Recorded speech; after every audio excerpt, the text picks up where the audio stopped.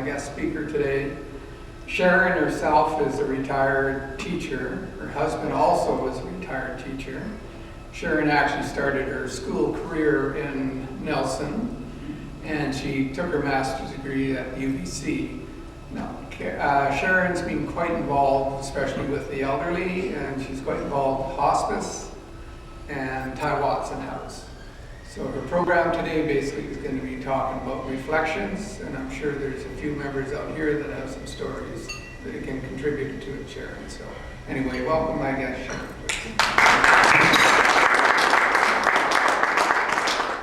Thank you. I am really honored to be here, and especially to talk about my heart and soul project.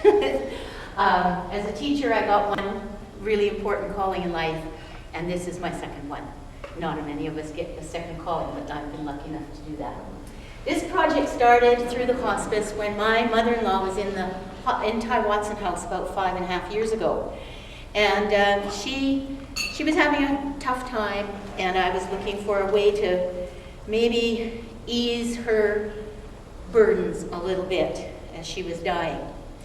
And we knew very little about Ty Watson or the Hospice Society before that, but I have to say, through the 3 months that she was there, we came to understand just what an incredible place Ty Watson is, and what an enormous art organization that the Hospice Society is, and how much it contributes to the Alberni Valley.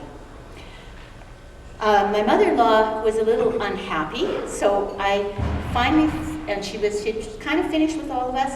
The only two people on earth that she really cared about anymore were her two little great-grandsons in Mexico, Diego and Emilio. So I woke up in the middle of the night and thought, I wonder if she could write some letters to them, because she grew up in Saskatchewan on a farm. They don't know, they live in Guadalajara. I don't think they know much about farming. They might be interested in that, and she might be interested in telling them. And sure enough, she did. So she dictated 6 letters to me, to her grandsons. And in that 6 letters, she told her life story. And from there, Lynn Turner, at the time, was the executive director of the Hospice Society in Ty Watson House. And she, of course, because I was doing this at the computer in Ty Watson House, she asked me if I'd be interested in doing this for other folks. And that seemed a little daunting, but I did take it on. And at first it was just me. So my very first client, and first we dealt only with palliative care folks. So my first client was Rose Mooney. And Rose, we've discovered over the years, was actually the dream candidate for our program. And thank goodness she was, because I got so much out of working with her that it just motivated me beyond. This I knew had to happen. And we had to offer all of our palliative care patients this service as a legacy to their families. And she was just so willing. She signed a waiver that allowed us to make her works public. They're in the museum. Anyone who makes their work public a copy goes in the museum, and we have one copy at the hospice office. So that was a huge, huge advantage to us. So that started, and first I was just doing the books. And it became very quickly understood that it takes 6 to 8 months to do a book, that I wasn't going to get very many done. I wasn't going to be able to serve very many clients. So we had the next executive director of the hospice was a young woman who happened to be extremely good at fundraising, at getting grants.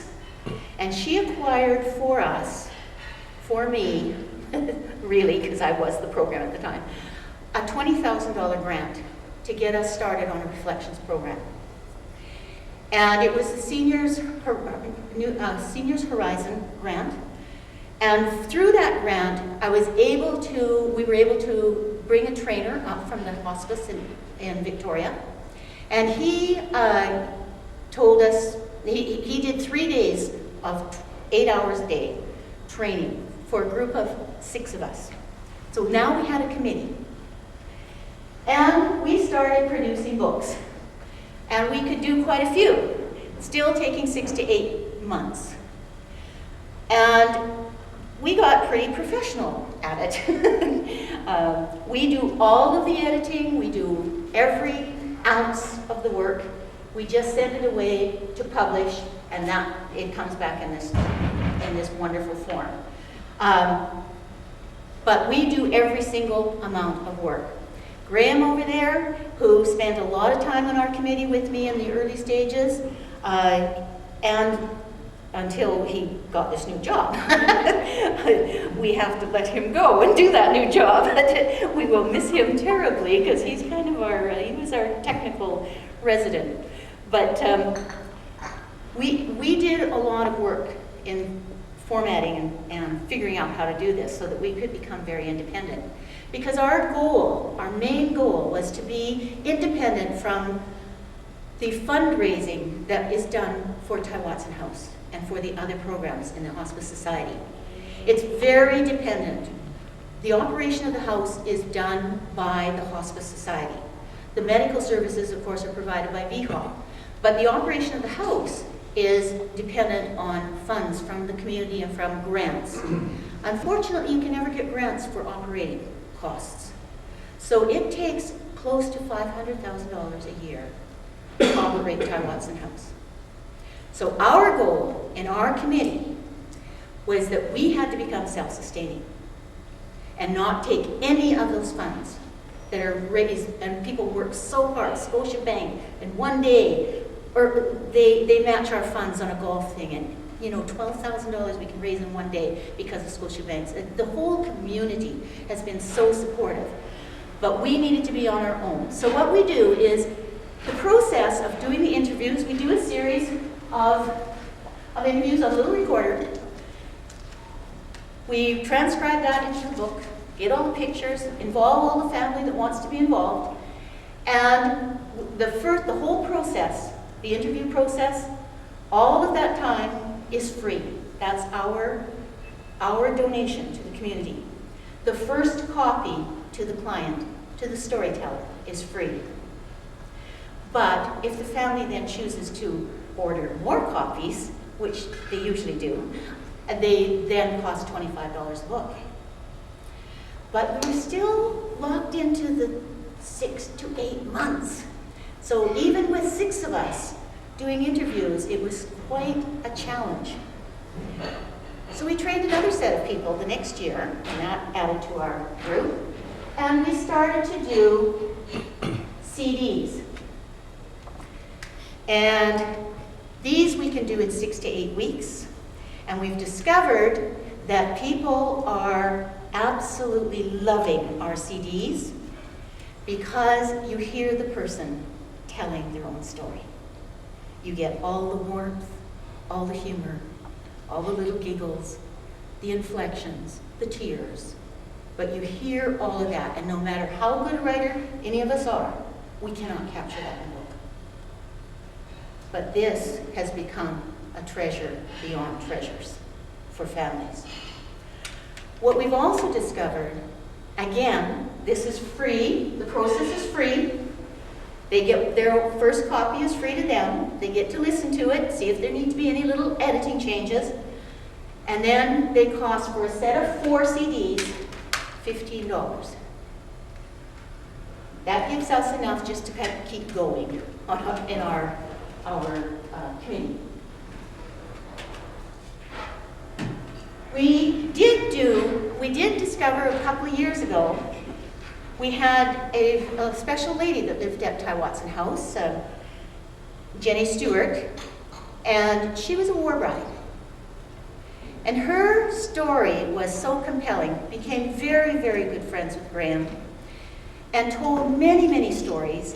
And there was a war bride's big celebration down in Victoria that year, 3 years ago, I think. 4 years ago? Oh my goodness, I've lost time.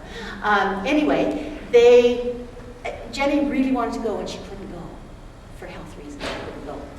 So we decided we'd have a little tea at the house, at Ty Watson House, for Jenny, and we'd bring other war brides there.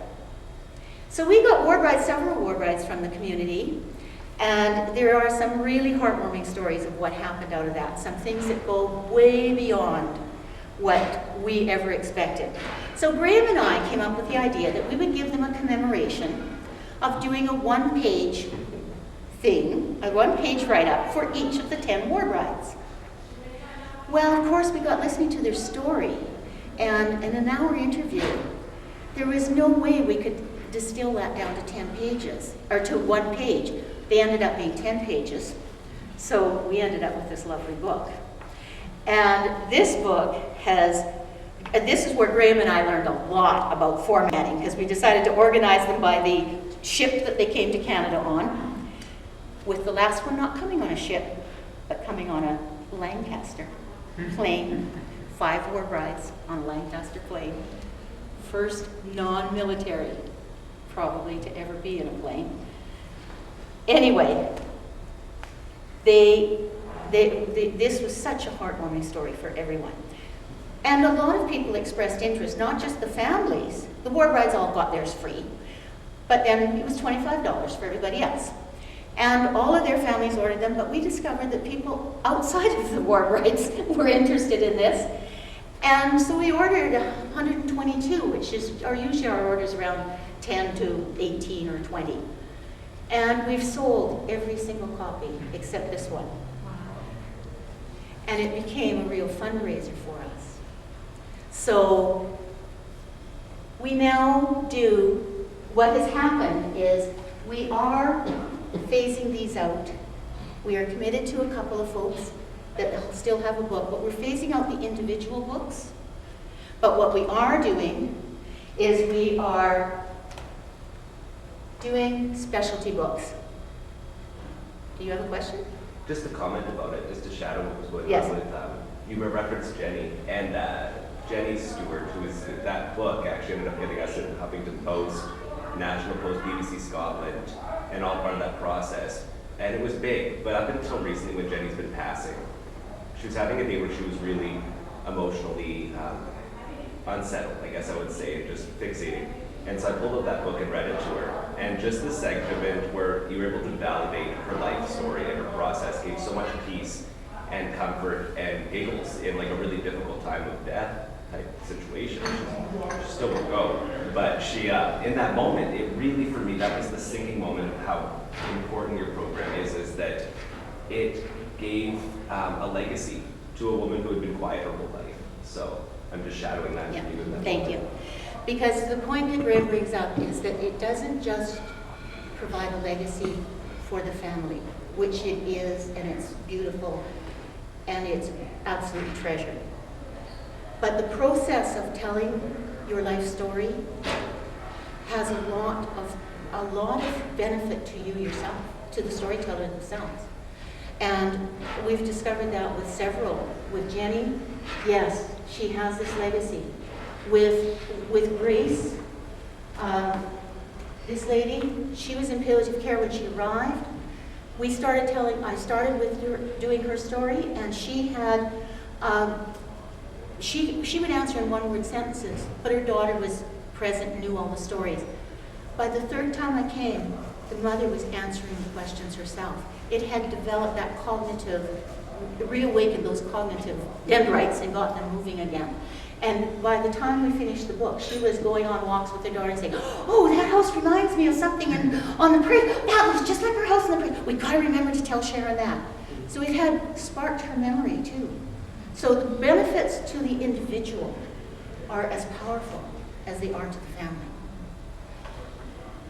And everyone starts out by saying, "Oh, I don't have a big story, because I don't have an important story." Everyone's story is important to someone. Everyone's story. And even in the case where we have had one person, actually twice, we've had it where they've only had the story for themselves, they had it in the family, they didn't want to give it to friends. The story and reflecting on their life and coming to some objective understanding of why they made the decisions they did. Forgiveness of parents for has happened, where they now look at it in this objective and look at it and say, "I think I understand why my mother did I think I understand why my father felt that way. It's that reflection on their life. So for them, that was a huge benefit. Even though they didn't go to anyone else. So, what we do, because this was so successful, we now have, currently we only do these for clients now, for individual storytellers, but we now are doing our second fundraiser book, and it is on the loggers of the Alberni Valley, on the logging industry. Now, there have been several books. Jan Peterson has done an excellent job, but this is the stories from the woods. These are the men themselves and the women telling their stories from their own point of view of what it was like to be out in the woods. We have 130 names so far. We're doing it only from 1940, focused from 1940 to 1990, the heyday of the industry, the building of this community, because this community exists in its current form because of those guys with their boots on the ground. So they are incredibly proud to be part of this. Everyone that we interview gives us 3 or 4 new names. It's going to be over 250 pages long, we know that. But if you know of anyone that you think we should be definitely talking to, please let me know. I understand we have one person here, and I'm going to talk to him afterwards too. So the costs I've covered, but I think what's the costs, the motivation, the reasons for doing this. Are there any questions from any of you? Yes, Sharon. I have just a comment. I think Jeff was from that time period in the logging. I don't know if that's who you were planning to talk to. And just one more comment. Amazing to hear about this program. Absolutely. One comment. I had noticed that our president, I think, of the New Channel Tribal Council is going around listening to elder stories around the New Channel. And one of the things he said is, please take the time and listen to stories. We have so very few elders left. We just lost one. So it's an idea that it would be so nice to have some of those stories recorded as well. And we would be happy to talk to you. Yes? Just interested to why you're backing away from doing the individual stories. And an observation, I think the price point at $25 is probably far too low, and people might be willing to pay a lot more than that. So what's the reason for not wanting to continue on with it? Just the time factor, Right. because we really haven't, it just takes too much time. And there are a couple of businesses that are starting up in the valley, so there is access to that. If you want to have the book, that's great. So 6 to 8 weeks versus 6 to 8 months, we can serve a lot more folks in the valley. And when I say in the valley, we have gone beyond palliative. We opened it up to all of the care facilities in the valley. So Fir Park, Echo, Heritage Place, Rainbow Gardens. We're in all of those, West Haven. We also have now opened it up to anyone in the valley who doesn't receive care of any sort, but who is 80 years old or more. So those folks are also welcome to join. Yes? How many Great. clients have you served now? Sorry? How many clients has Reflections involved in the program? We have served probably, I should have got that number because I'm quickly adding this year's. It's well over 100. But that's not counting the 10 here and the 100 and some odd that we're going to be covering with the. And did you touch on the legacy love letter? I'm just going to Okay. get that. Yeah, thank you. So one thing we did find is that we moved away from the legacy. We moved away from this, and because we broadened the scope of who can have access to this program, we found that a lot of our palliative care folks that it was originally designed for were not being served, because at the end of your life, even committing to this project can be too much. It requires too much energy. So what we have devised is a legacy of love letter. And it is a one-time interview with someone who is dying, and they can dictate a letter to us, one of us. And in that letter, they basically can say whatever they want to say to their family that they may not be able to say out loud. Many people can. We have had this wonderful woman who has actually given us permission to use her letter, changing the names, but use her letter as an example, because a lot of people don't quite know what does that mean, what does it look like. So now for palliative care, that one is available only for palliative care folks. So, and I know 1:30 is your deadline. Well, on behalf of Rotary, thank you very much. You've certainly given us some food for thought, and interestingly enough, last week my grandson said to me, he's doing Second World War in history, so he said, "Grandma, can you tell me what it was like to grow up during the Second World War?" And I really had to think about it. And my daughter-in-law said to me, "Write it down." Yes. And send it to him. So Yes. there are people who've got many, many things that they families would love to know. Absolutely. They don't know. Yeah. So thank you very much. Thank you. You're a wonderful Thank job. you. Thank you.